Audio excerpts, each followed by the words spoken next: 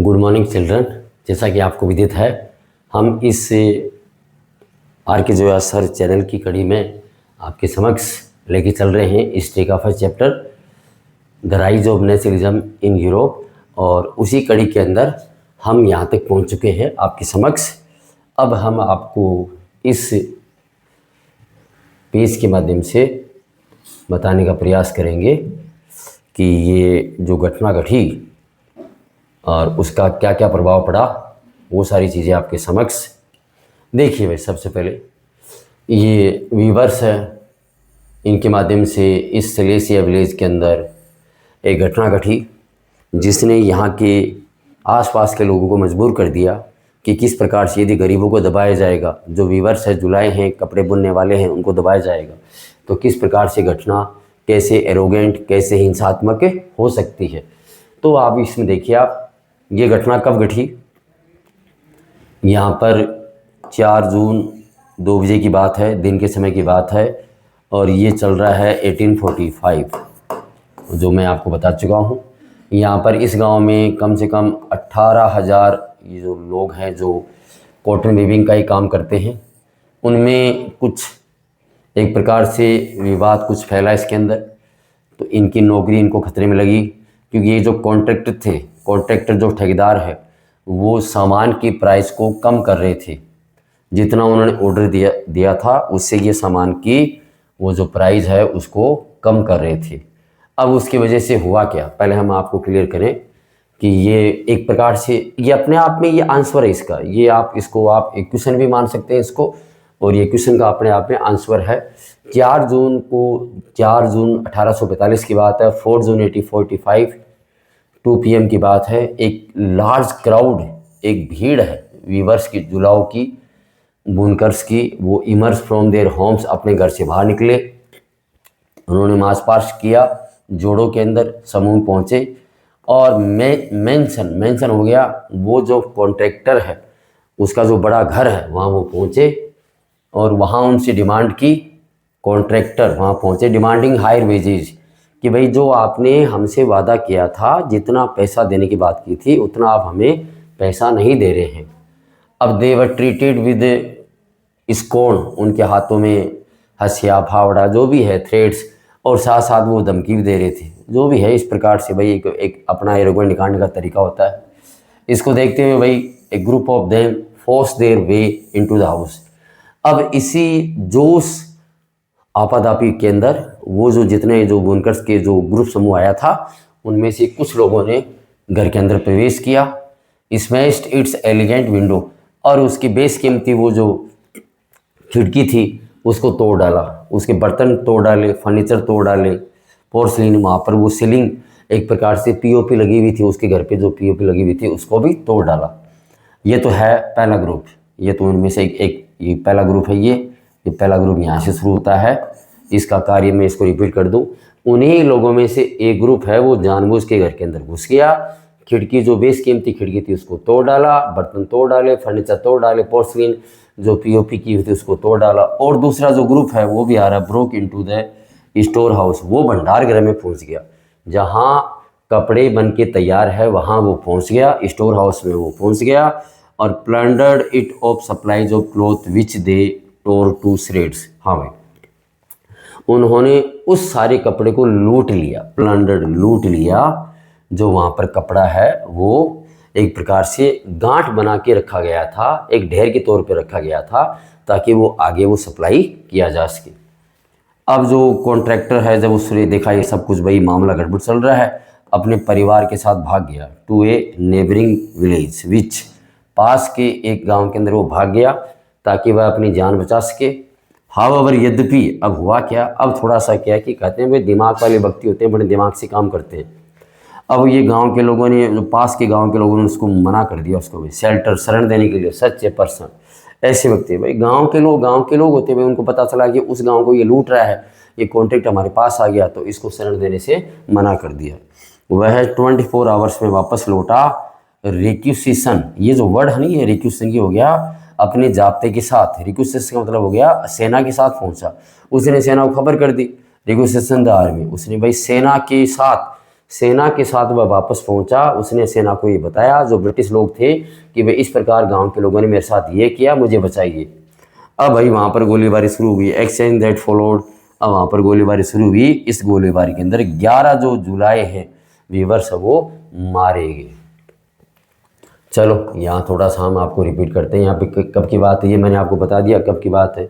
ये आपका फर्स्ट मामला हो गया है। The group of viewers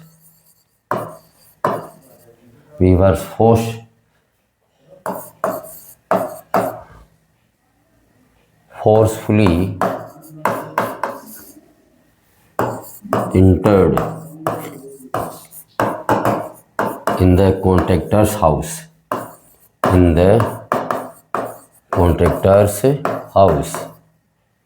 house पहुंच गए। They plundered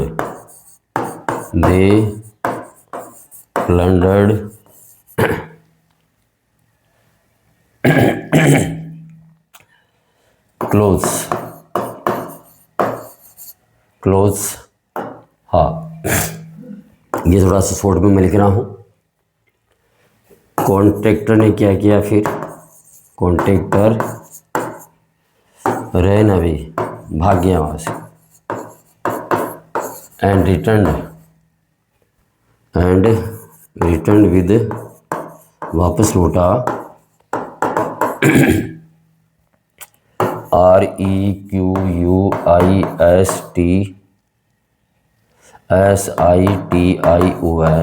requested the army. सेना के बचाव के साथ पहुंचा। इन एक्सचेंज, अदला बदली में भाई वार हुआ। 11 वीवर्स वर शूट। 11 वीवर्स वर शूट। 11 लोग वही मारे गए। ये मैंने आपको शॉर्ट में रिपीट कर दिया आपको हिसाब से। ये कब की घटना है? कई बार इस पर ये क्वेश्चन आपका आया है, कितने लोग मारे गए। तो एक तो आपसे ये कई बार पूछ लिया जाता है कितने लोग मारे गए। ये आपके सामने 11 वीवर्स मारे गए इसमें। ये 4 जून घटना है। ये घटना कब की है, इसके ऊपर भी आपका एक बड़ा क्वेश्चन आ जाता है। 4 जून 1845 की बात है, 2 बजे की बात है। ये जो वीवर्स का जो ये था, जो समूह था, वो फोर्सफुली उसके घर में घुस गया। उन्होंने कपड़ों को लूटा, क्योंकि मामला यही था कपड़ों का कि उसके वो तनख्वाह वो जो उसका पेमेंट है वो नहीं दे रहे थे या उसका बढ़ा नहीं रहे थे। कॉन्ट्रैक्टर वहाँ से भाग गया। फिर वो वापस वो सेना के साथ वापस पहुँचा और इस अदला बदली में इस एक्सचेंज के अंदर 11 वीवर्स मारे गए। ये पूरा इसके बारे में उल्लेख है। ये मैंने बच्चों आपको बता दिया। अब देखिए आप, ये आपके सामने एक नया टॉपिक है आपका फ्रैंकफर्ट पार्लियामेंट। इसके ऊपर वाला जो पैराग्राफ है इसके अंदर ही भी इतना ही दे रखा है किस प्रकार से ये जो मिडिल क्लास के लोग हैं, ये चाहे जर्मनी के हो, चाहे इटली के हो, पोलैंड के हो, चाहे ऑस्ट्रिया हंगरी एम्पायर के हो, ये जो लिबरल मिडिल क्लास है ये धीरे धीरे एक साथ आ रहे हैं। भाई सबके प्रॉब्लम एक ही है, सबकी प्रॉब्लम एक ही है, ये धीरे धीरे साथ आ रहे हैं। देखिए आप, Germany, Italy, Poland, Austro Hungarian empire, men and women of the liberal middle classes combined their demands, एक साथ अपनी डिमांड को रख रहे हैं। वो चाह रहे हैं कि कॉन्स्टिट्यूशनलिज्म विद नेशनल यूनिफिकेशन, भाई संविधान का निर्माण हो, राष्ट्र का निर्माण हो। They took advantage of the growing popular unrest to push their demands for their creation of a national state on parliamentary principles. वो अपनी डिमांड को बार बार वो रख रहे हैं कि भाई हम चाहते हैं कि ऐसे राष्ट्र का निर्माण हो और उसमें एक संविधान भी हो, कॉन्स्टिट्यूशन भी हो, फ्रीडम ऑफ द प्रेस भी हमें मिले, हम हमारी जो अभिव्यक्ति हो हम कह सके, एंड फ्रीडम ऑफ एसोसिएशन, और संगठन बनाने का प्रावधान भी हो। मैं इसको रिपीट कर दूं एक बार फिर से, आपको यहाँ नोट्स के तौर पर लिखने की जरूरत नहीं, ये आपको समझना है क्योंकि इसका मेन टॉपिक आपका नीचे है। ये जो जर्मनी है, इटली है, पोलैंड है, ऑस्ट्रिया हंगेरियन एम्पायर है, यहाँ के पुरुष महिलाएं जो भी है मिडिल क्लासेस के जो हैं एक साथ अपनी डिमांड को रख रहे हैं और वो चाहते हैं कि नेशनल यूनिफिकेशन हो, संविधान के साथ हो। और वो लगातार बिना रुके अनरेस्ट इस काम में लगे हुए हैं। उनकी डिमांड है कि नेशनल स्टेट बने और पार्लियामेंट्री प्रिंसिपल के आधार पर बने, कि पार्लियामेंट का भी निर्माण हो। पार्लियामेंट कैसे चले? संविधान के थ्रू के द्वारा फ्रीडम ऑफ द प्रेस मिले और लोगों को संगठन बनाने का अधिकार भी मिले। यहाँ देखिए अब हमारा जो मेन टॉपिक है वो है फ्रैंकफर्ट पार्लियामेंट।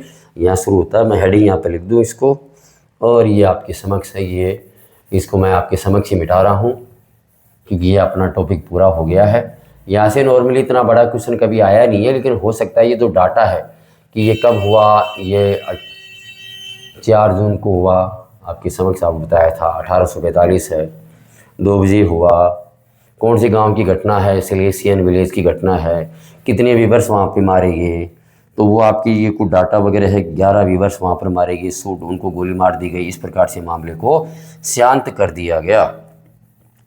अब इसमें आगे देखिए आप, हमारा जो नया टॉपिक आपका शुरू हो रहा है वो है फ्रैंकफर्ट पार्लियामेंट, और मैं हेडिंग यहाँ पे लिख रहा हूँ फ्रैंकफर्ट पार्लियामेंट। तो पहले आपको यहाँ पर हम बताने का प्रयास करेंगे नोट्स के तौर पर आपको, ये घटना कब की है और कहाँ है ये। तो ये घटना है एक तो जर्मनी में, तो जर्मनी में ये जगह है, तो वहाँ की ये घटना है।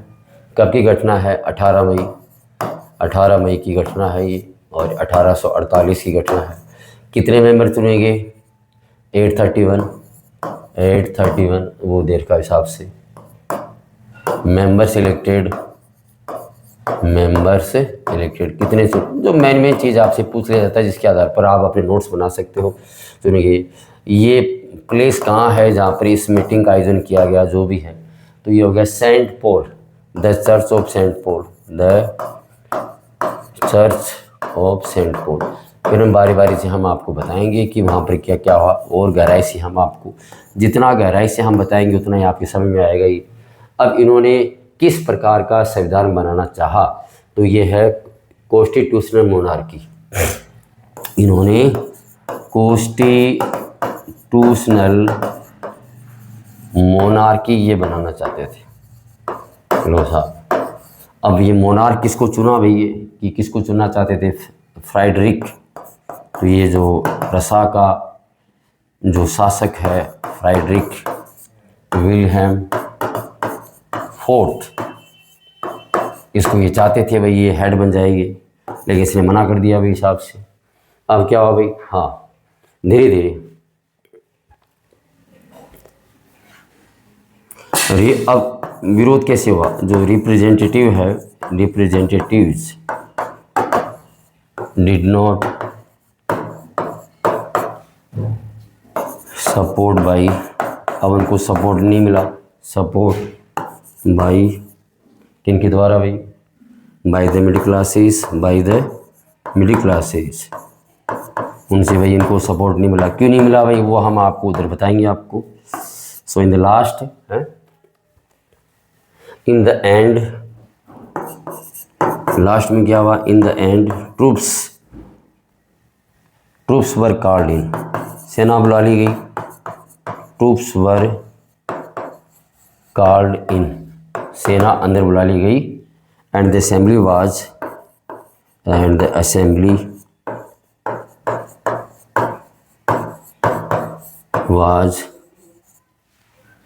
फोर्स टू डिसबैंड, कह दिया गया कि हट जाओ यहाँ से, फोर्स टू डिसबैंड, भाई इसको यहाँ से डिसबैंड कर दो, इसको स्थगित कर दो भाई।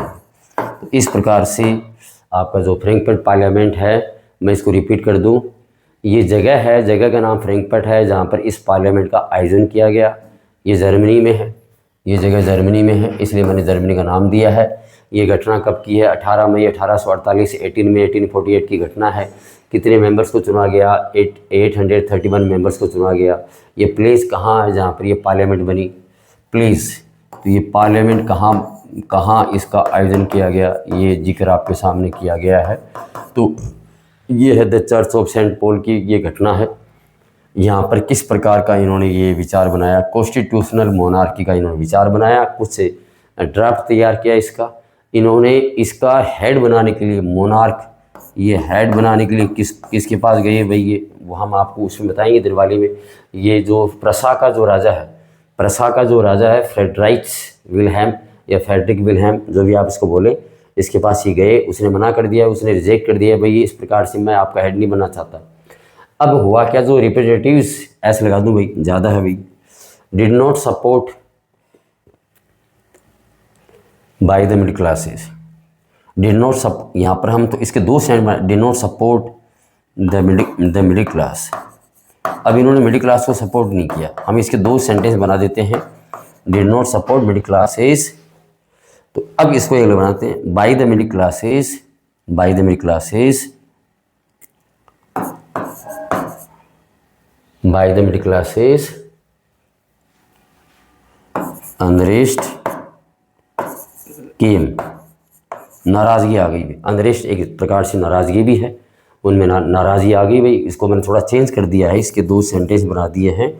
और भाई क्या कि जो रिप्रेजेंटेटिव्स थे उन्होंने did not support the middle classes, middle class को सपोर्ट नहीं किया, उनके समर्थन में कोई ऐसा कानून नहीं बनाया जिसकी वजह से क्या हुआ, bye the middle classes, middle class के द्वारा अनरेस्ट केम, उनमें नाराज़गी आ गई। अब नाराज़गी आने से क्या हुआ भाई, जब आम लोग ही जब उनके साथ जुड़े हुए नहीं है तो इन द एंड लास्ट में क्या हुआ, ट्रूप्स वर कॉल्ड इन, सेना को अंदर बुला लिया गया, and the assembly was forced to disband, और असेंबली को डिसबैंड कर दिया गया, असेंबली को डिसबैंड कर दिया गया। ये आपके समक्ष है। यहाँ मैंने आपको बताने का प्रयास किया है कि ये नोट्स आपको किस प्रकार से बनाने हैं, इनको आप क्रिएटिव सोच के माध्यम से, जब तक आप लिखोगे नहीं तब तक आप आगे नहीं बढ़ोगे, इसके माध्यम से आप एक एक पॉइंट को अपनी भाषा में लिखने का प्रयास करें। यहाँ देखिए भाई, यहाँ मैं इसको क्या थोड़ा सा इसको मैं समझा दूँ आपको। अब शुरुआत क्या हो भाई, ये पहला पॉइंट है, मैंने वहाँ पर आपके नोट्स में लिखा नहीं है, यहाँ पर आप समझ लीजिए इसको। In the German regions a large number of political association, आपको पता है, अपने पढ़ा है ऊपर वाले उसमें पैराग्राफ में कि लोगों ने पॉलिटिकल एसोसिएशन बनाने शुरू कर दिए थे। और नॉर्मली ये जो पॉलिटिकल एसोसिएशन थे ये थे मिडिल क्लासेस के, मिडिल क्लासेस के अंदर जो प्रोफेशनल का काम करते हैं, कुछ बिजनेसमैन हैं और कुछ संपन्न जो कलाकार लोग हैं, ये एक साथ आए in the city of Frankfurt. और ये फ्रैंकफर्ट नाम की शहर में एक साथ आए, वही मैं यहाँ बता रहा हूँ। और उन्होंने डिसाइड किया क्या, हम वोट डालेंगे ऑल जर्मन नेशनल असेंबली के लिए। ये नाम आप नोट कर लीजिए, मैंने वहाँ लिखा नहीं है, ऑल जर्मन नेशनल असेंबली के लिए। आप अपने नोट्स विस्तार से बनाएं तो इसका नाम भी करें आप इसको ऑल जर्मन नेशनल असेंबली के। इन्होंने वोट डालने का प्रयास किया कि भाई हम चलो शुरुआत करते हैं किसी हिसाब से। ये घटना घटी 18 मई 1848 को, 18 मई 1848 को लगभग 831 मेंबर्स को चुना गया और इनको जुलूस निकाल करके 831 इलेक्टेड रिप्रेजेंटेटिव्स मार्च्ड इन ए फेस्टिव प्रोसेशन। ये समारोह पूर्वक इनका एक जुलूस निकला इनका। लो भाई, इनका एक गाजे बाजे के साथ में बड़े खुशी के साथ जुलूस निकाला टू टेक देयर प्लेसेस, ताकि वो अपना स्थान ग्रहण कर सके। कहाँ, फ्रैंकफर्ट पार्लियामेंट के तौर पर। और कन्वीनेड इसका आयोजन किया गया था। कहाँ पे आयोजन किया गया था ये मैं आपको बता चुका हूँ, the church of Saint Paul. ये सेंट पॉल में इसका आयोजन किया गया था। यहाँ इन्होंने संविधान को ड्राफ्ट किया, ताकि हम जर्मन नेशन बना सकें। और इसका हेड बनाएंगे मोनार्की को। भाई ये मैंने आपको पहले बता दिया भाई, ये कॉन्स्टिट्यूशनल मोनार्की बनाने के बारे में उत्सुक है। तो क्या है, हम हेड बनाएंगे किसी मोनार्की को जो पार्लियामेंट के अधीन होगा। अब उनके कुछ प्रतिनिधि थे, डेपुटीज थे, कुछ चुने हुए प्रतिनिधि थे। ये प्रस्ताव लेकर ये राजा क्राउन मानी राजा के पास गए और राजा को ना प्रसाखा फ्रेडरिच विल्हेम फोर्थ है, द किंग ऑफ प्रसा, उसके पास गए भाई, क्योंकि आसपास का यही था। अब ये पहले से भाई ये उम्रदराज व्यक्ति है, इसने मना क्यों किया, ये कई बार आपसे पूछ लिया जाता है कि इसने मना क्यों किया। तो यहाँ पर एक मैं ऐतिहासिक घटना पर आपको बताना चाहता हूँ कि बुजुर्ग जो राजा होते हैं हमारे भारत की को, हम यदि भारत के बारे में बात करते हैं तो बहादुर शाह जफर एक बुजुर्ग राजा हुए हैं जिन्होंने 1857 की क्रांति के अंदर हाँ कर दी थी और बुढ़ापा उनका बड़ा ख़राब गया। हाँ नहीं करनी चाहिए हिसाब से। तो ये यहाँ पर ये थोड़ा समझदार निकला उस वक्त। ये 1848, देखो भाई समय का लगभग बराबर चल रहा है। हमारे भारत में 1857 और यहाँ पर ये घटना घटी है 1848 कि पूरी दुनिया में नक्षत्र एक जैसे घूम रहे हैं, सीधी बात है। यहाँ ये जो बुजुर्ग राजा है ये बड़ा समझदार है, इसने मना कर दिया ना भाई, ये रिजेक्टेड। जबकि हमारे भारत में 1857, यहीं से लगभग 10 साल के लगभग की बात है, हमारे भारत में बहादुर शाह जफर ने हाँ कर दी, लो भाई मैं तुम सबका राजा बनने का स्वीकार हूँ। बाकी अंग्रेज़ों ने सबको हरा दिया और बाद में आपको पता है कि बहादुर शाह जफर कहाँ बर्मा के राजा ने रंगून भेज दिया गया और वहाँ कैसे उनका अंतिम समय बीता ये आपको ही पता है। अब इन्होंने मना कर दिया इसको एंड वह दूसरे राजाओं के साथ मिलकर इसका विरोध करने लगा इस इलेक्टेड असेंबली का कि भाई ये सब गलत है भाई इसको। अब ये मौके की तलाश में थे। अब while the position of aristocracy and military became stronger, the social basis of parliament eroded. हाँ भाई, अब ये जो चुने हुए प्रतिनिधि है, ये लोग उच्च वर्ग का विरोध कर रहे हैं, मिलिट्री का विरोध कर रहे हैं, उच्च वर्ग का विरोध कर रहे हैं, मिलिट्री का विरोध कर रहे हैं। तो आप मुझे ये बताइए कि जब उच्च वर्ग एरिस्टोक्रेसी का विरोध कर रहे हैं, मिलिट्री का विरोध कर रहे हैं, तो इनके सपोर्ट में कौन है? इनके सपोर्ट में है मिडिल क्लास। इनके सपोर्ट मिडिल क्लास है, और जिसकी संख्या ज़्यादा है, जिसका इनको डर लग रहा है। लेकिन ये पार्लियामेंट वाले बड़े बेवकूफ़ निकले वास्तव में। कैसे निकले भाई? इसमें डोमिनेटेड बाय मिडिल क्लास थे इसमें भाई। और ये मिडिल क्लास के होकर भी भाई जो वर्कर्स है उनका विरोध कर रहे हैं। जो वर्कर्स आर्टिसंस है, इनका ये विरोध कर रहे हैं, इनका विरोध कर रहे हैं, इसलिए इन्होंने अपना सपोर्ट खो दिया। यहाँ एक बात मैं आपको बताना चाहूँगा, हमारे पीजी लेवल पे ये आता है कि इन चुने हुए प्रतिनिधियों ने उच्च वर्ग और सेना और राजा का विश्वास बनाए रखने के लिए उनके सपोर्ट में कानून बनाने शुरू कर दिए थे, उनके सपोर्ट में। अब ये चुन के आए हैं मिडिल क्लासेस की वजह से, और ये मिडिल क्लासेस में वर्कर्स भी आते हैं, उनकी वजह से ये चुन के आए हैं।